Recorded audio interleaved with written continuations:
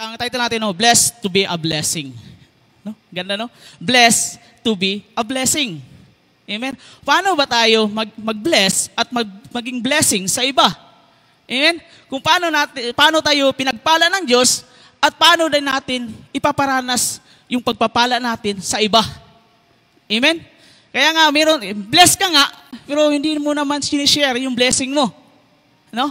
Hindi mo lang, kahit nga, sabi nga, na-bless ako ngayon sa scripture na to. Yung scripture, salita ng Panginoon, ibigay mo din para ma-bless yung iba. No? Kaya nga, mga kapatid, no? Bakit sinasabi dito ng ating Panginoon na tayo ay ma-bless at ma-bless din yung ibang tao. Amen? Yung mga kapatiran natin, no? Di ba? Kasi nga, hirap sila sa scripture, no? Dapat ibigay din natin yung nalalaman natin. Kasi blessed tayo eh. Kasi nandito tayo eh. Diba? Ganon din, no? Sa ating pamilya. Kung tayo ay na-blessed dito sa salita ng Panginoon, ibigay natin sa kanila yung blessing na yun, no? Kaya nga, no, paano ba natin ibibigay yun? Dapat yung puso natin ay galak. No? Dapat pag yung puso natin ay galak, kung tayo ay nagbibigay na galak, no, sa ating bawat isa sa atin, dapat yung puso natin dapat may galak sa pagbibigay, no? Sabi nga dito, no, sa 2 Corinthians chapter 9 verse 7, no? Each of you should give what you have decided in your heart to give, not reluctantly or under compulsion. For God's love a cheerful giver. No? Di na iba sa atin itong salita na ito, no? Hindi na ito iba sa ating karanasan, no, sa ating pag-iisip itong scripture na ito. Bakit ba, no, mga kapatid? Bakit ba tayo mapinagpala ng ating Panginoon?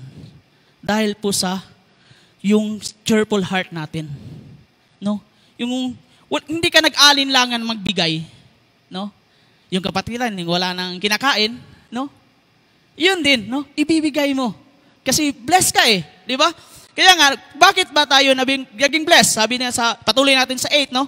And God is able to bless you abundantly, so that in all things, on all times, having all that you need, you will abound in every good work. No? Mga kapatid, no? Kaya nga, pinagpala tayo ng Panginoon kasi may pusong tayong mapagbigay. You know? Just as God has blessed us abundantly, we are called to be blessed others through our tithes and offering. No? Kung mayroon mga kapatira, no, na nanghihingi ng tulong sa atin, kung sobra-sobra naman yung financially, no, magbigay tayo. No? Kaya nga, no, we are in Christ's family. Sino ba yung magtutulungan dito? Di ba? Tayo lang yung pamilya kay Kristo Jesus, no?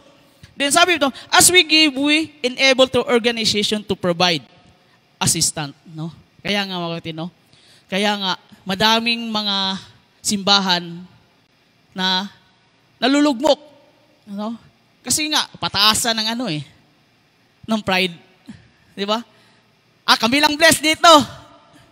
Maraming ganun. No? Hindi nag-share sa kanilang blessing. Amen? Then, support and resources to individuals and communities facing various challenges. No? Kaya nga, no, mapagpala itong church na to, kahit na tayo ay, yung tithes natin, bumaba, pero may kapatiran tayo na handang nagbigay. No? No? Kasi, nakikita ko, lahat dito, pinagpala ng Panginoon. Kaya nga ngayon, praise God, yung tithes natin, umangat na. Amen? Hallelujah? Kaya palakpakan natin ang bawat isa sa atin. Kaya nga, no, let your giving reflect God's love and grace in your life. Amen?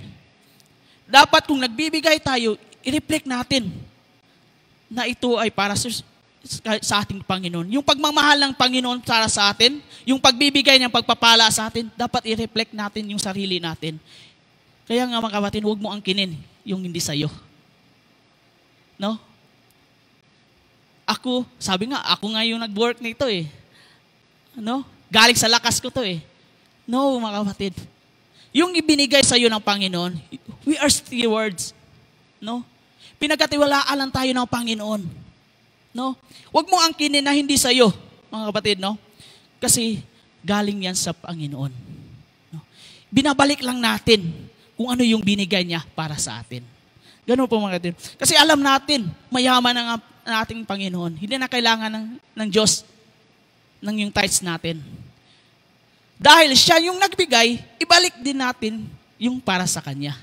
Huwag mo angkinin, no, mga kapatid. No? Kasi nga, sa Philippians chapter 4, verse 19, no?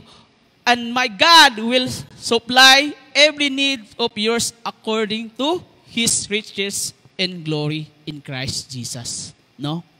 Lahat ng pangangailangan mo, ibibigay ng Panginoon. Mga kapatid, no? Kaya nga, no, dapat ng bawat isa sa atin, huwag tayo mag-alinlangan ng magbigay sa ating Panginoon at sa ating kapwa Kristiyano. Amen? Kaya nga tayo tumayo, no? Ating itaas yung ating tithes and offering sa ating Panginoon bago tayo dadako sa